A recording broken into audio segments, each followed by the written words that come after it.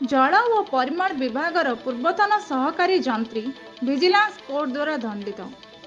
गजपति जिला सदर महकुमा पारलाखेमुंडी स्थित ग्रामीण जल व परिमल विभाग तथा RWSS पूर्वतन सहकारी जंत्री तथा एस्टिमेटर नारायण पंडा को विजिलेंस कोर्ट द्वारा दंडित करा जायतिबार जणा पड़िछि। पंडा कार्यरत थिला बेले बेआईन संपत्ति ठूल करितिबा नेई विजिलेंस विभाग ठारे अभियोग होइतिला।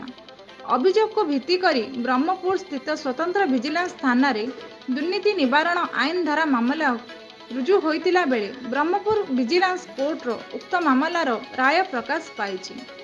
राय अनुसार श्री पंडा को 3 वर्ष जेल दंड सह 20,000 टंका जरिमाना दंडित करिसंती। जदि जरिमाना आदाय न हुए अधिका 3 मास जेल दंड भोगिबाकू पड़िबो बोली राय रे उल्लेख रहितिबार विभाग तरफ प्रेस रिलीज होइछि।